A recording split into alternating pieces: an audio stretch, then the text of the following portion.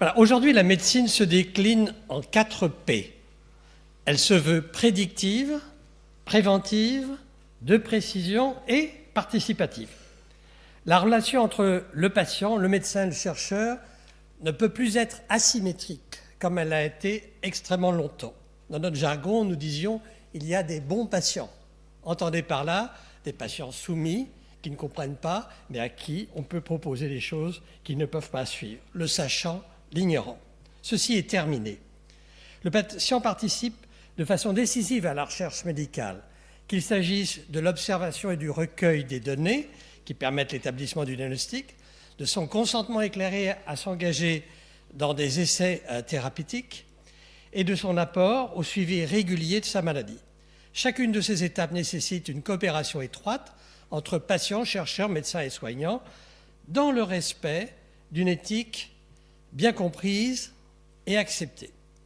Je voudrais articuler mon propos sur 4 mots. Savoir, partager, participer et établir des partenariats. Savoir. Pour pouvoir participer, partager, il faut savoir. Alors, comme vous le savez peut-être, l'accès des patients à leur propre dossier, le droit à l'information minimale, est une acquisition récente. Et tout patient peut avoir au savoir médical personnel, c'est un accès direct qui leur est permis de constituer leur propre dossier. Ceci, encore une fois, est un acquis fondamental. Le savoir des patients découle aussi des consultations par Internet. Il y a été fait allusion, mais il faut savoir que jusqu'à les années 2000, il n'y avait que 4% d'accès à Internet au domicile de nos patients, alors qu'à l'heure actuelle, on est aux environs de 80-90%, avec bien entendu une projection à 100% dans les années qui suivent. Et on estime qu'à l'heure actuelle, 70% des patients recherchent des informations sur Internet. Quand j'entends patient, en fait, il faut entendre aussi des sujets bien importants, encore qu'un sujet bien important, comme le disait Jules Romain, n'est jamais qu'un malade qui s'ignore. Donc, information sur la santé, la maladie, c'est la deuxième source d'information. Elle est essentielle et comme l'a dit à l'instant Catherine Bréchignac, ceci permet avant de préparer sa consultation et après de la repenser avec aussi l'aide, je dirais, des associations pour aller un peu plus loin dans la compréhension. Il y a plus de 3000 associations de patients. Pour certaines, elles regroupent des maladies, comme les maladies rares, qui sont regroupées dans une alliance maladies rares qui représente plus de 200 associations. Il y a aussi l'INSERM qui joue un rôle important avec ses rendez-vous santé qui permettent de comprendre et de faire dialoguer chercheurs, médecins, avec des rencontres soit nationales, soit régionales. Et le bilan est impressionnant puisqu'il y a eu plus de 1500 participants au cours de ces rendez-vous impliquant 650 chercheurs, 90 associations. Il y a plus encore.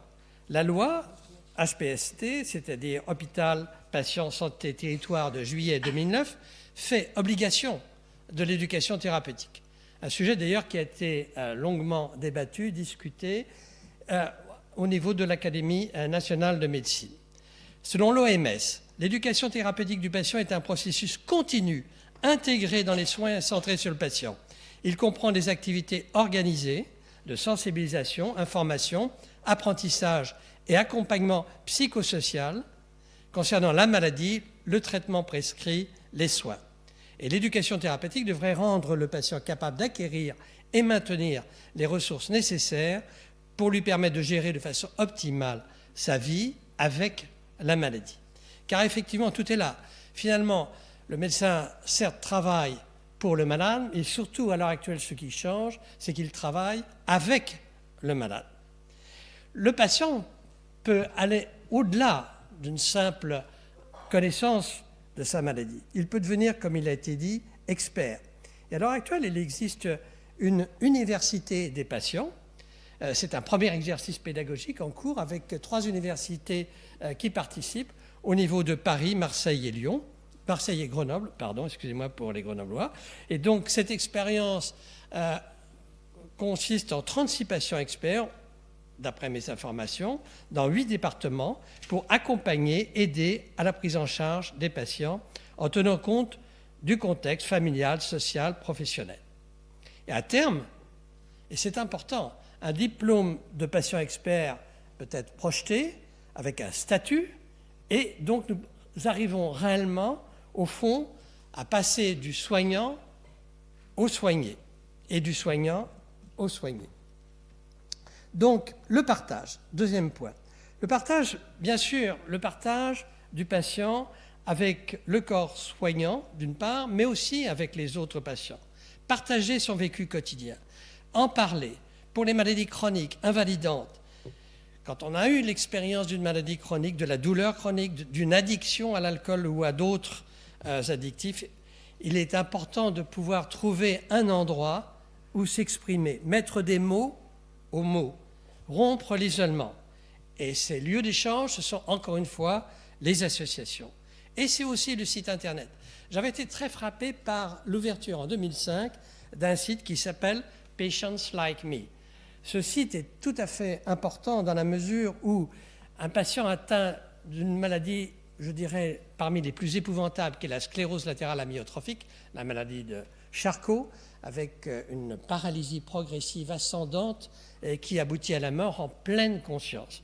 Eh bien, la famille de ce patient américain a entamé, je dirais, un dialogue avec d'autres patients atteints de la même maladie pour échanger, mais sur des choses aussi simples que la manière pratique de pouvoir progressivement compenser, dans la mesure du possible, le handicap.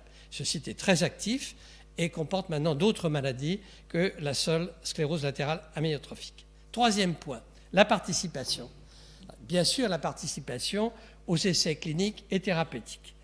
Et comme vous le savez, il existe un consentement libre et éclairé. Mais les consentements libres et éclairés pour des thérapeutiques parfois complexes nécessitent, je dirais, une information pédagogique du patient. Et là, je voudrais souligner le travail de l'INSERM encore par son collège des relecteurs qui, avec grande pédagogie, voit en détail les protocoles qui sont soumis aux patients de façon à pouvoir être aussi sûr que possible de leur compréhension. Bien entendu, le comité de protection des personnes intervient ensuite, mais le point important, c'est que le patient comprenne ce qui lui est proposé. Personnellement, je pense que c'est une chance d'être inclus dans un essai thérapeutique.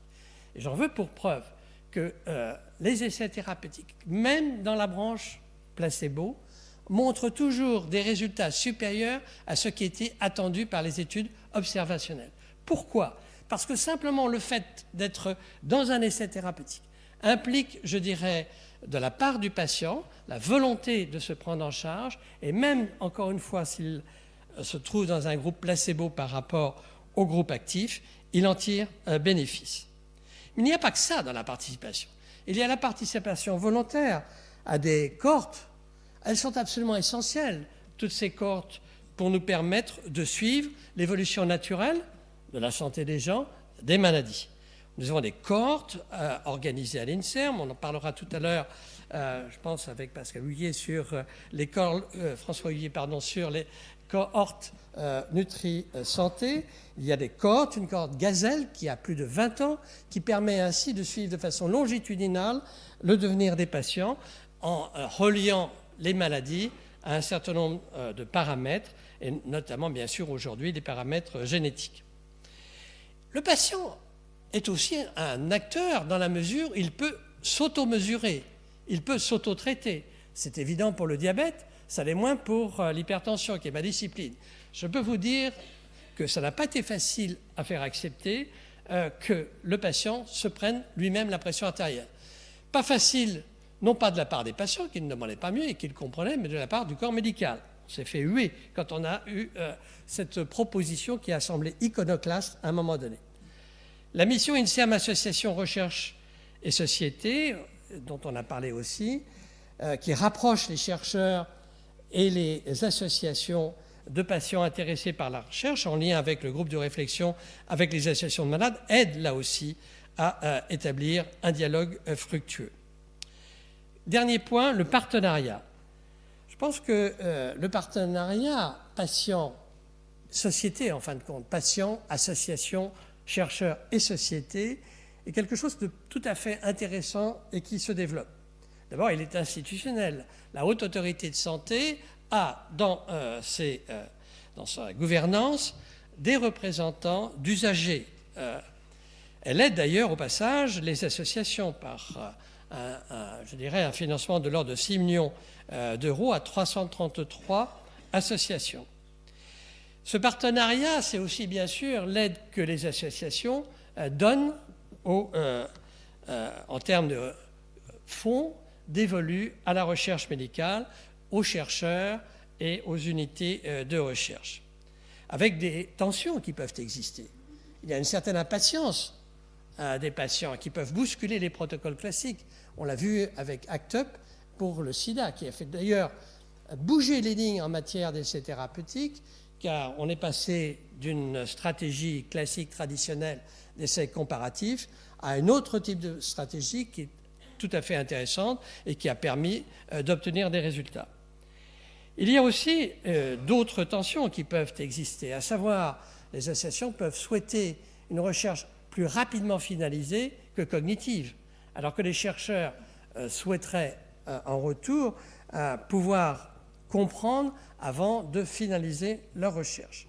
Mais tout ceci aboutit quand même, je dirais, à un effort considérable, et nous le voyons aujourd'hui même avec la grande manifestation de l'AFM et du Téléthon. Mais je voudrais terminer par, au fond, une participation qui est subreptice, cryptique en quelque sorte, sans que vous le sachiez, ou peut-être le savez-vous parce que vous êtes plus éclairé, mais vous participez aujourd'hui avec votre iPhone à des données de santé. On peut parfaitement, notamment avec le système de comptage de pas, de repérer, non pas individuellement, mais sur l'ensemble d'une population, les rapports qui peuvent exister entre l'activité physique et un certain nombre de maladies. Les maladies, on les repère tout autant. Chaque fois que vous allez chez le pharmacien donner votre ordonnance, elle est scannée et elle participe à l'établissement de données médicales de l'assurance maladie. L'exploitation de ces données peut être faite pour justement permettre d'avancer. En fin de compte, comme vous le voyez, ça pose la question de la santé bien commun. Ça pose la question du partage. Est-ce qu'on va garder ce bien, sa santé pour soi? Est-ce qu'on le partage? Après tout, nous bénéficions de la vaccination des autres. Nos enfants bénéficient de la vaccination de l'ensemble de la société. Et donc, je pense que ce partage que nous avons à l'heure actuelle à faire, patients, chercheurs, associations, va au-delà de simples faits que je vous ai décrits pour poser la question plus générale de la santé comme bien commun, comme bien à partager, avec bien entendu en corollaire toute la grande question de la protection des données. En même temps, je ne l'oublie pas, mais je pense que nous avons fait un grand pas en avant, notamment avec les technologies que je vous ai indiquées, pour faire en sorte que la médecine évolue. Et croyez-moi, pour faire et de la médecine et de la recherche, elle évolue. Merci.